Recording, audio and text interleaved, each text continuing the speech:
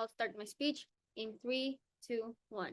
Ladies and gentlemen, let us imagine that two students who both come from modest families, they sit in the same classroom, study with limited facilities, and face similar economic challenges. However, there is one crucial difference between them. The first student is an achiever, diligent, active in competitions, and proven to have high dedication. And the second student, despite having the same background, does not display outstanding achievements and remains rather ordinary. Now imagine that the government only has the funds to provide one scholarship seat. The question is simple but quite crucial, that who is more deserving to have this scholarship, and the students who has already proven their excellences, or the student chosen merely because of the economic factors. Honorable adjudicator, members of oppositions, and distinguished audiences, this motion essentially discusses the priority of the Indonesia's government in distributing scholarships. Merit-based scholarships are educational aid granted to studies to students who have demonstrated certain academic or non-academic achievements, such as maintaining a high GPA, winning competitions, producing researchers, and or possessing special talents. So examples include LPDP, beasiswa unggulan, and beasiswa Indonesia Bangkit. The primary goal of merit-based scholarship itself is to create an excellent human resource who can compete nationally and internationally. Meanwhile, need-based scholarship are designed for students from financially disadvantaged family, with the main requirements of being proof of economic hardship, such as KIP card or a certificate of indigence. Examples include KIP Kuliah and Bidik Misi, whose main objective is to ensure equal access to education and prevent students from dropping out of school due to financial constraints.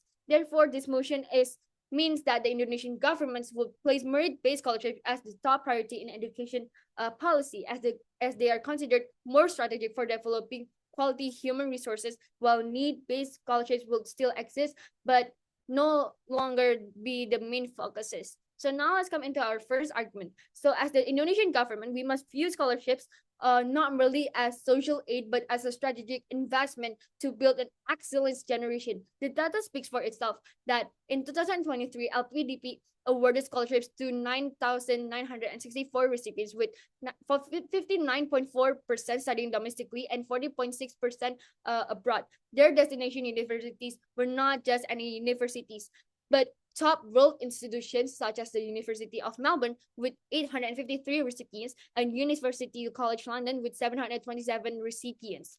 So this is not a small number. It is a concrete evidence that the state is actively shaping a world-class generation through its best student.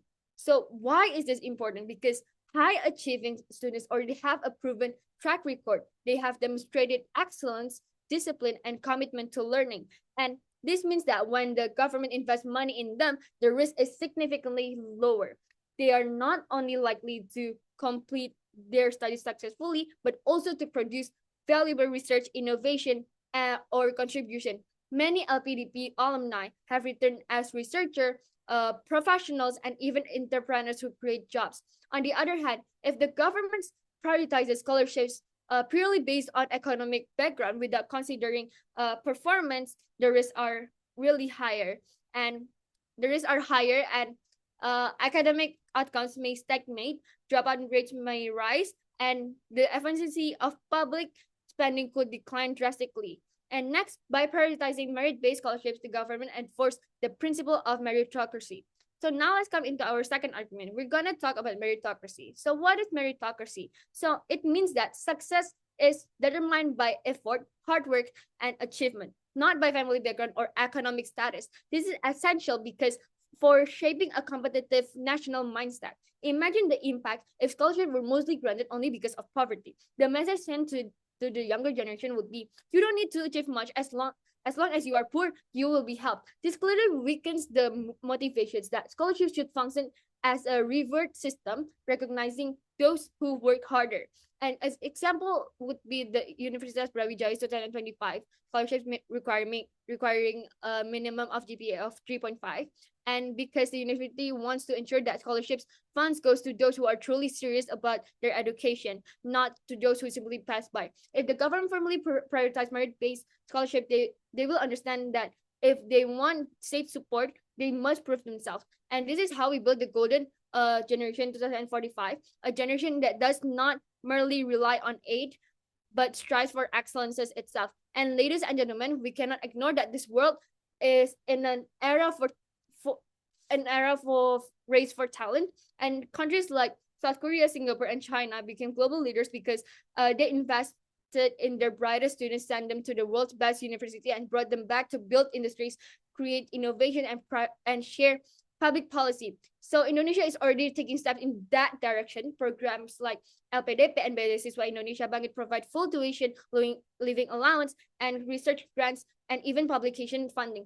These scholarships are designed not just to help students graduate, but to create a generation that can compete internationally and contribute back home. But this only works if these opportunities go to those most prepared to maximize them. Students who have proven their commitment, discipline, and ability to achieve.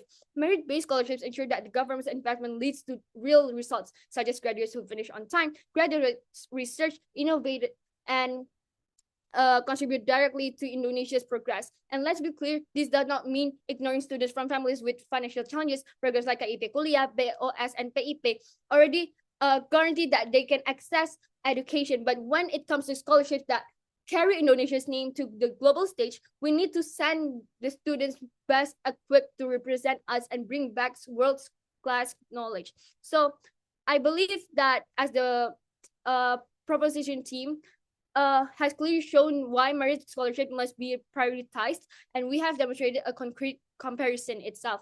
If scholarships are primarily based on economic background, state investment risk being ineffective and dropout rates could increase. So prioritizing merit ensures tangible contribution in research, innovation, and global leadership. So this comparison aligns directly with the nation's goal to build excellence global human resource and uphold meritocracy and win in global competition.